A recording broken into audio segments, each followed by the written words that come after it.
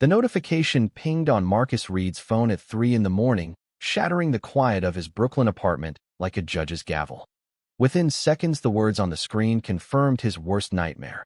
Every major bookstore chain in the United States had pulled his debut novel, Echoes Unspoken, from shelves, citing its harmful promotion of homosexual lifestyles, and his publisher had just dropped him via automated email.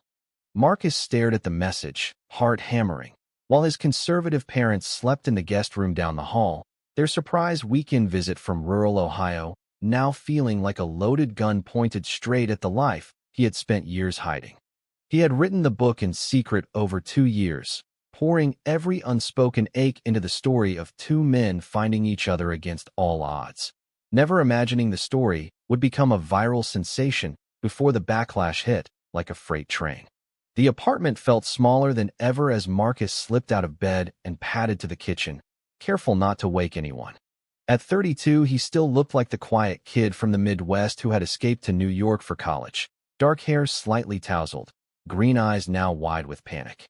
The novel had started as therapy after college graduation, a way to process feelings he could never voice to his parents, who still asked every holiday when he would bring home a nice girl and settle down.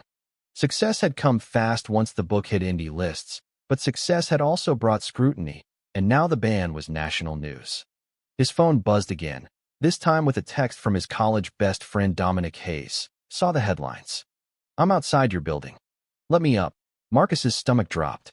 Dominic, the tall, steady architect with the easy smile and kind brown eyes, had been the one person who always made Marcus feel seen without ever asking questions. They had shared late-night talks, road trips, and quiet moments that Marcus had convinced himself were just friendship.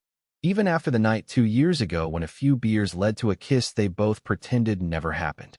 Marcus hit the buzzer, pulse racing, and opened the door to find Dominic standing there in a rumpled hoodie, rain from the early morning drizzle still clinging to his shoulders. "You didn't have to come," Marcus said, voice barely above a whisper. Dominic stepped inside, closing the door softly.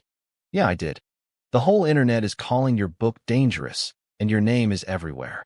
Your parents are here, right?" Marcus nodded, leading him to the living room where the city lights flickered through the rain-streaked windows. They sat on the couch, knees almost touching, the same couch where they had watched movies and laughed until dawn countless times. Dominic ran a hand through his damp hair. "Marcus, this book. It's not just fiction, is it? I recognized pieces of us in those pages." The words hung between them, heavy and electric. Marcus felt the room tilt. He had never admitted the inspiration out loud, never dared to name what that college kiss had awakened in him. Now the whole country was reading between the lines, and his secret life was cracking open like an eggshell. Before he could answer, footsteps sounded from the hallway. His mother appeared in her robe, eyes widening at the sight of Dominic. "Marcus, honey, what's going on?" We heard voices. His father followed, already frowning at the late-night visitor. Marcus stood quickly, mind spinning for an explanation, but the truth was already pressing against his ribs like a second heartbeat. The ban had done more than kill his career in one night. It had dragged every hidden part of him into the harsh morning light. Dominic met his gaze, steady and unwavering, and for the first time Marcus wondered if he had been running from the wrong thing all these years. The city outside kept moving, indifferent, while inside his apartment the first cracks in his carefully built walls began to spiderweb outward. He cleared his throat, forcing calm into his voice even as panic clawed up his throat. "Mom, Dad, this is Dominic. You remember him from college. There's something I need to tell you." The words felt like jumping off a cliff, but the fall had already started the moment he hit publish on that manuscript. His mother's hand flew to her mouth, and his father's face hardened in the way Marcus had feared since he was 16 and first realized he was different. Dominic stayed seated, a silent anchor, while the rain outside turned into a downpour that matched the storm breaking open inside the room. Marcus had spent years building a life where he could be successful without being fully seen. Now the ban had stripped away the choice. The book that was supposed to give him a voice had instead handed his truth to the world on a silver platter, and there was no taking it back. As the conversation stumbled forward in halting sentences, Marcus felt the weight of every family dinner where he had smiled through questions about marriage, every holiday where he had brought home female friends as decoys. Dominic's presence beside him was the only steady thing, a reminder that not everything in his life had been pretend. By the time the sun began to rise over the Brooklyn rooftops, painting the apartment in soft gold, Marcus realized the ban wasn't just about a book. It was about the man he had been too afraid to become. His parents sat stunned on the love seat, the same one where Marcus had once hidden letters from his first secret crush back in high school. Dominic reached over and squeezed Marcus's shoulder, a small gesture that carried more weight than any words could. The day had barely begun, but Marcus already knew his life would never fit the same shape again. The city woke up around them, cars honking, people rushing to jobs, while inside the apartment 4 people sat in silence, each processing a truth that had been years in the making. Marcus stood at the window, watching the rain ease into mist, and wondered how many other men across America were reading the headlines and feeling the same mix of terror and strange relief. The book had been his way of speaking without speaking. Now the world had answered back, loud and unforgiving. Dominic rose to stand beside him, their reflections overlapping in the glass. "Whatever happens next," Dominic said quietly, "you don't have to go through it alone." Marcus turned, meeting those familiar brown eyes, and for the first time in years he let himself believe it might be true. The ban had taken his career, but it had also cracked open the door to something he had never dared to claim.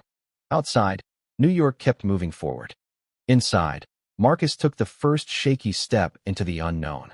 The morning stretched on with phone calls from his agent, frantic texts from old classmates, and the growing roar of online comments that ranged from supportive strangers to death threats from anonymous accounts.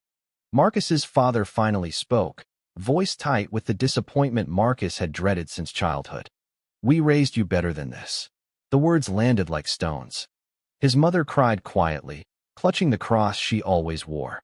Dominic stayed, fielding calls when Marcus couldn't, ordering coffee, being the calm in the chaos. By noon the apartment felt like a war room, and Marcus realized the real battle had only just started. The book that was meant to be his liberation had instead become the match that lit every fuse in his life. Yet somewhere in the smoke, he could see Dominic's steady presence, a light he had never allowed himself to follow until now. The day wore on, and Marcus began to understand that the ban wasn't an ending. It was the beginning of the story he had been too afraid to live. By midday the apartment had become a pressure cooker of emotions that no amount of coffee could cool. Marcus's mother kept glancing between him and Dominic with a mixture of confusion and hurt that twisted Marcus's stomach into knots. His father paced the small living room, repeating the same questions Marcus had heard in his nightmares for years. "How long have you been like this? Did that book come from some kind of phase?" Each word chipped away at the careful mask Marcus had worn since he left Ohio at 18. Dominic sat quietly on the couch, hands clasped, offering support without inserting himself, but Marcus could feel the tension radiating from him too. The kiss they had shared years ago had never been discussed, yet it had lived between them like an unspoken promise. Now the whole country was reading a fictionalized version of that promise, and the lines between story and reality had blurred beyond repair. Marcus finally snapped when his father suggested therapy. "This isn't a problem to fix, Dad. This is who I am." The room went deathly still. His mother's tears fell freely now, and for a moment Marcus wished he could take the words back, not because they were false, but because he hated hurting the people who had sacrificed everything to give him a better life. Dominic stood then, voice calm but firm. "Mr. Reed, Mrs. Reed, Marcus didn't write that book to hurt anyone. He wrote it because he needed the world to understand something beautiful that people keep trying to shame." The defense surprised Marcus, and when their eyes met he saw something new in Dominic's gaze, something that looked a lot like the feelings Marcus had buried for so long. The conversation shifted from accusation to exhaustion, and eventually his parents retreated to the guest room to process in private. Marcus and Dominic were left alone with the weight of everything unsaid. They stepped onto the tiny fire escape for air, the city noise rising up from the street below like a distant ocean. Dominic leaned against the railing, shoulders tense. "I read the book last night after the news broke. Marcus, the character based on me. The way he looks at the narrator. That was you, wasn't it? Marcus's throat tightened. He had changed names and details, but the emotional core had been pulled straight from the nights he had lain awake thinking about Dominic's laugh. The way his hand felt when they accidentally brushed while walking. Yeah, he admitted, voice cracking. It was always you. The confession hung in the misty air between them, raw and terrifying. Dominic didn't pull away. Instead, he turned, searching Marcus's face with an intensity that made the world narrow to just the two of them. I never stopped thinking about that kiss either, Dominic said softly. I told myself it was college confusion, that I was straight, that you were my best friend and nothing more. But the book, it made me see what I was too scared to name. Rain began to fall again, soft and steady, washing the city clean while inside Marcus's chest something long frozen began to thaw.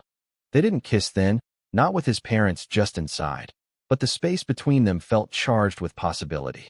Marcus's phone kept vibrating with notifications, reporters wanting comments, supporters offering solidarity, trolls spewing hate.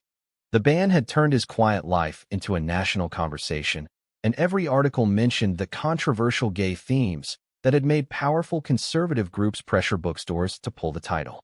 Dominic's phone buzzed too. His architecture firm had already received concerned calls from clients who recognized his name in the early reviews.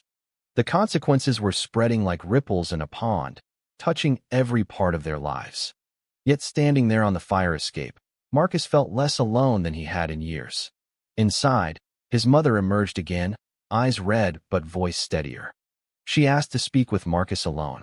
Dominic excused himself to the kitchen, giving them space. "We love you," she said, taking his hands. "But this life, it's going to be so hard. People are cruel. Your father needs time." Marcus nodded, swallowing the lump in his throat. He understood their fear because he had lived with it every day. When Dominic returned, the three of them sat together awkwardly while his father remained in the guest room.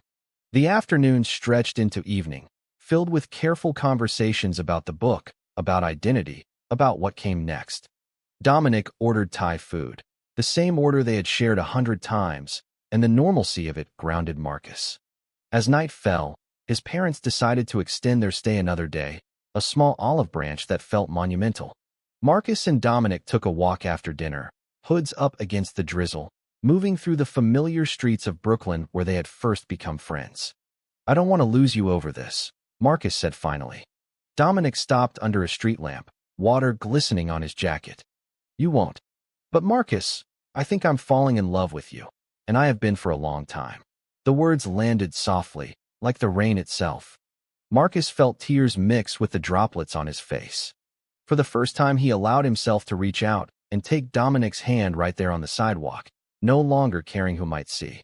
The ban had forced his hand, but it had also given him the courage to reach for what mattered most. They walked home in silence, hands linked, the city lights reflecting in puddles like scattered stars. Inside the apartment, his parents had gone to bed, leaving the living room empty and quiet. Marcus and Dominic sat on the couch again, closer this time, shoulders touching, the future stretching out uncertain but no longer impossible. The storm outside continued, but inside something new had taken root. The next morning brought more bad news. The publisher issued a formal statement distancing themselves from the book, calling it inappropriate for general audiences. Online petitions circulated demanding the ban be lifted, while others celebrated the decision as a victory for family values. Marcus watched the coverage with Dominic beside him, their fingers intertwined under the blanket. His father emerged from the guest room, saw their joined hands, and paused but didn't comment. Small steps. Marcus realized that the journey ahead would be measured in small steps like this one, each one terrifying and brave. Dominic squeezed his hand, a silent promise that they would take those steps together. The book that had been banned had done its job after all. It had opened doors Marcus had spent a lifetime bolting shut. Now all that remained was to walk through them without looking back. The turning point arrived on a Tuesday afternoon when Marcus received an email from an underground bookstore in Manhattan offering to host a secret reading of Echoes Unspoken. The venue was small, invitation only, but the organizer promised a packed house of supporters. Marcus stared at the screen, heart racing with equal parts hope and terror.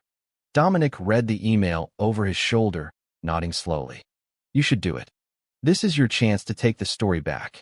His parents had returned to Ohio the day before, leaving behind awkward hugs and promises to talk soon. The apartment felt lighter without their presence, but the silence also amplified every doubt. Marcus paced the living room, weighing the risks.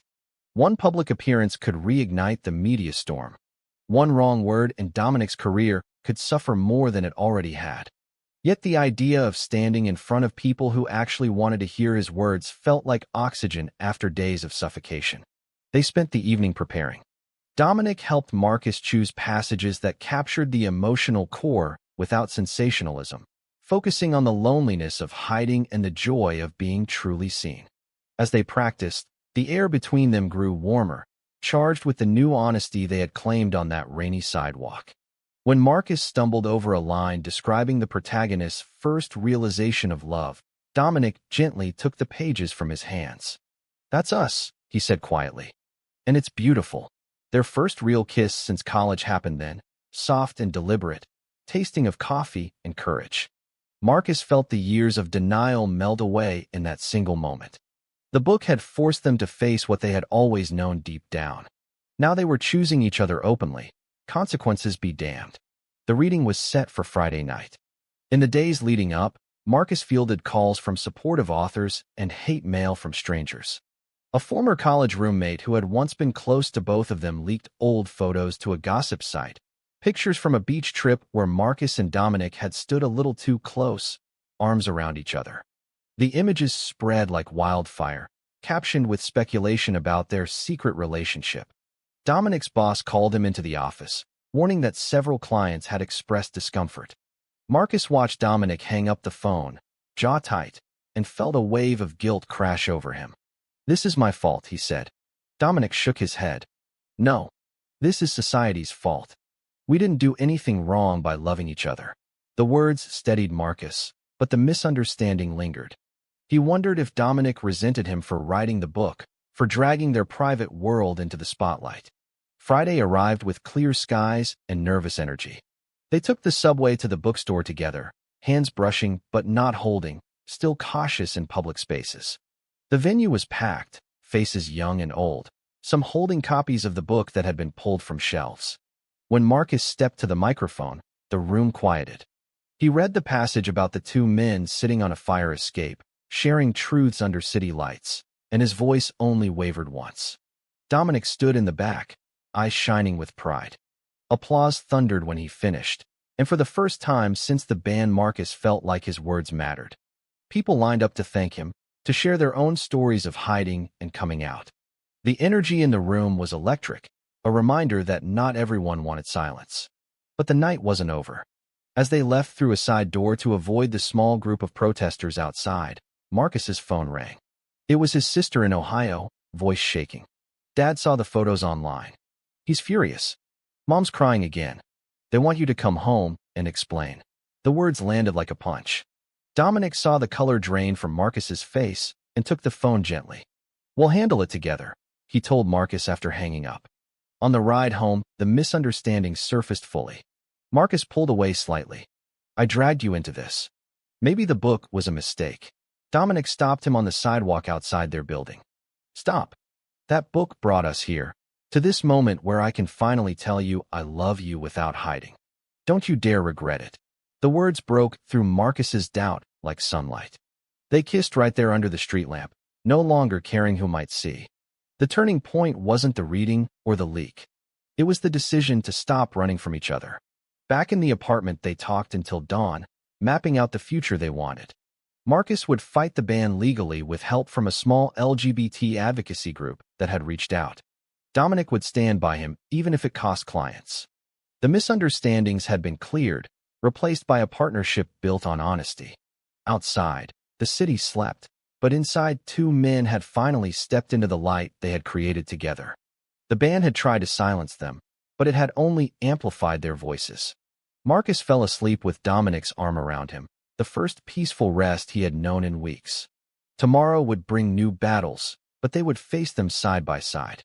The legal fight began the following week with a meeting at the advocacy group's downtown office. Marcus sat across from a sharp young lawyer named Elena who specialized in First Amendment cases for queer authors. Dominic held his hand under the table, a quiet anchor, while papers were spread out detailing the chain of events that led to the ban. The group had already gathered statements from readers who felt the book had saved their lives. Marcus signed every document with a steady hand, but inside he felt the familiar tug of fear. His sister's calls had grown more urgent, describing how their father had stopped speaking his name at family dinners. The betrayal cut deep, not from strangers, but from the people who were supposed to love him unconditionally. That same afternoon, Dominic received an official letter from his firm. Two major clients had pulled their contracts, citing personal values that conflicted with the publicity surrounding Dominic's relationship.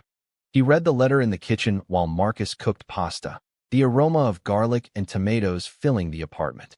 Dominic set the paper down carefully. "It's just money," he said, but his voice cracked on the last word. Marcus turned off the stove and crossed the room, pulling him into a hug. The sacrifice was real now, tangible in lost paychecks and worried glances. They ate in silence, then spent the evening on the couch planning how to cut expenses. Marcus offered to take freelance writing gigs, anything to keep them afloat. Dominic shook his head. "We do this together or not at all." The moment crystallized something Marcus had always known. Love wasn't just grand gestures. It was choosing each other when the world tried to pull them apart. The next misunderstanding arrived via a late-night text from Marcus's old roommate, the same one who had leaked the photos. "I thought I was helping expose the truth," the message read. Marcus stared at the screen, anger rising hot and fast. He had trusted that friend with secrets in college, had covered for him during rough times. Now the betrayal felt personal, a knife from someone he once called brother. Dominic listened as Marcus vented, pacing the living room. "People are scared," Dominic said finally. "They see us living openly, and it forces them to look at their own lives. Some lash out." The words didn't erase the pain, but they helped Marcus breathe. He deleted the text without replying, choosing peace over revenge. The decision felt like growth, a step away from the angry young man who had written the book in secret and toward the man who could face consequences with grace. Midweek brought a surprise visitor. Marcus's mother arrived alone at the apartment door, suitcase in hand, eyes tired from the overnight bus.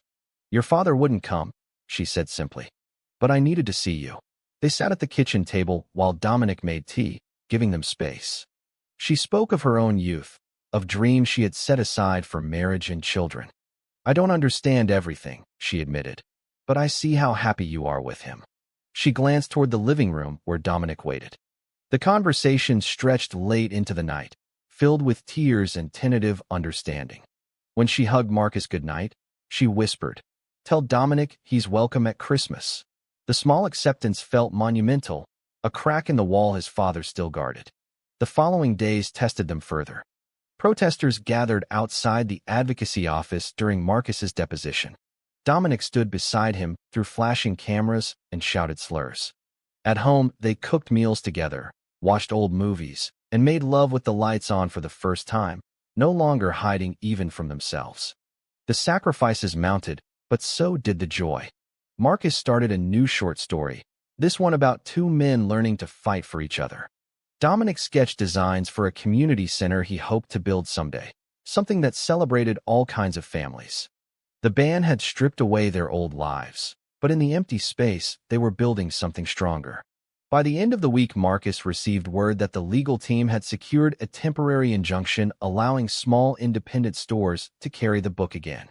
It wasn't full victory, but it was progress.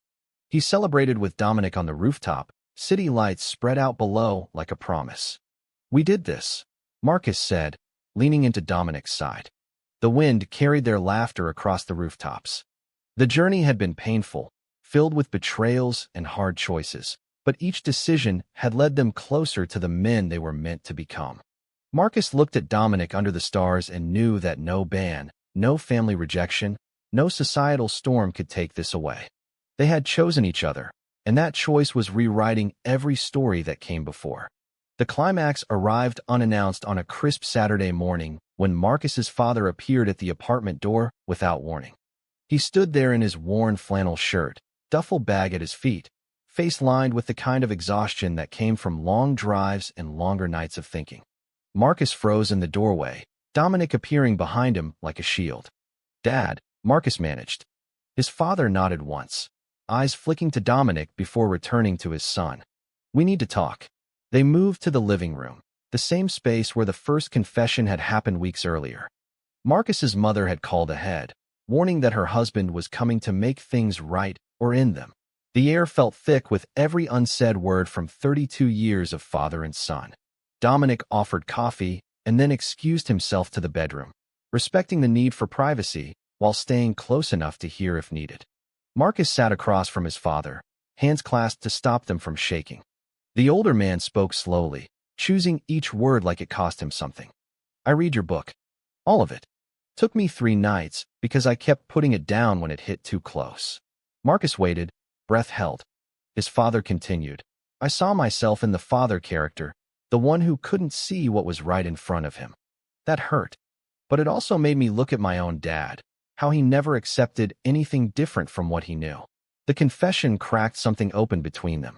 Marcus felt tears burn behind his eyes as his father reached into the duffel and pulled out a worn copy of Echoes Unspoken, pages dog-eared and highlighted. "I bought this from one of those little stores that still carry it. Read it twice now." The conversation stretched for hours. Marcus spoke of the loneliness of hiding, of the fear that had kept him silent at every family gathering. His father listened without interrupting, something he had never done before.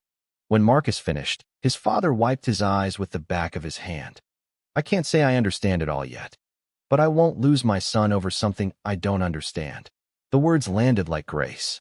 Dominic emerged then, sensing the shift, and the 3 men sat together awkwardly at first, then with growing ease. Marcus's father shook Dominic's hand, a simple gesture that carried the weight of acceptance. They ordered pizza, the normalcy of it healing in its ordinariness. As evening fell, Marcus realized the confrontation he had dreaded had become the bridge they all needed. That night after his father had gone to bed on the couch, Marcus and Dominic stepped onto the fire escape again. The city hummed below, alive and indifferent. "You were right," Marcus said, leaning into Dominic. "True love survives when we fight for it." Dominic kissed him softly, the kind of kiss that promised forever.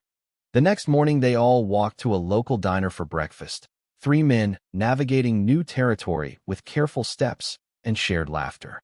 Marcus's father even asked Dominic about his architecture work, a small conversation that felt like the start of something real. The emotional high carried Marcus through the day, but he knew the world outside still waited with its judgments. The climax hadn't been a single dramatic scene, but a series of honest conversations that changed everything. Later that afternoon, they received news from the legal team. A federal judge had agreed to hear arguments against the nationwide ban, citing free speech concerns. Marcus stood in the kitchen reading the email aloud while Dominic and his father listened. The room filled with cautious celebration. Marcus looked at the 2 most important men in his life and felt a surge of gratitude so strong it nearly brought him to his knees. The journey that began with a single notification had led them all here, to this moment of fragile but genuine hope. Sacrifices had been made, truths had been faced, and now they stood together on the other side of fear. Marcus closed his eyes and breathed deeply, the weight he had carried for years finally lifting enough to let light in. The months that followed blurred into a rhythm of court dates, quiet evenings, and growing confidence. The federal hearing took place in a packed Manhattan courtroom where Marcus testified about the importance of stories like his in helping young people feel less alone. Dominic sat in the front row, steady and proud, while Marcus's parents watched from the back, hands clasped together in silent support. The judge's ruling came weeks later, striking down the ban as unconstitutional and ordering bookstores to restock the novel. News outlets carried the story with headlines that celebrated free expression, and Marcus's book climbed back onto bestseller lists, this time with open pride. The victory felt sweet, but sweeter still was the life he and Dominic had built in the process. They moved into a larger apartment in Queens with a small backyard, a place where they could host Marcus's family for holidays without anyone feeling cramped. Marcus's father helped build bookshelves for the new office where Marcus wrote his second novel, this one dedicated openly to Dominic. His mother sent care packages filled with homemade cookies and notes that said simply proud of you both. The family fractures had not vanished overnight, but they had healed enough to allow love to flow through the cracks. Dominic's firm recovered as clients realized the publicity had actually brought positive attention. He proposed one quiet evening on their new rooftop, rings simple and silver, and Marcus said yes before the question was even finished. The wedding was small, held in the Brooklyn bookstore that had hosted the first secret reading. Friends from every chapter of their lives filled the space, including the old roommate who had apologized in person and been forgiven. Marcus stood at the front in a navy suit, heart full as Dominic walked toward him. When they exchanged vows, Marcus spoke of the night the band had upended their lives and how it had actually set them free. Dominic's voice was steady when he promised to stand beside Marcus through every storm. The kiss that sealed their marriage felt like the final page of the story they had written together. Guests cheered, and Marcus caught his father's eye across the room, seeing acceptance there at last. Life settled into a beautiful ordinary after that. Marcus published his second book to critical acclaim, and Dominic completed his community center project, naming the library wing after Echoes Unspoken. They traveled when they could, visiting Ohio for holidays and hosting friends in New York. The societal pressures that once felt crushing had become background noise they navigated with humor and grace. Marcus still received the occasional hateful message, but now he answered with compassion instead of fear. Dominic remained his rock, the man who had chosen him when the world tried to tear them apart.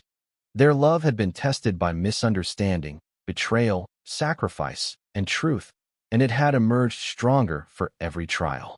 On their first anniversary, they returned to the fire escape of the old Brooklyn apartment, now rented to new tenants.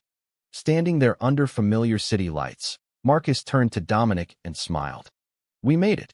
Dominic pulled him close. "We did more than that. We showed everyone what's possible."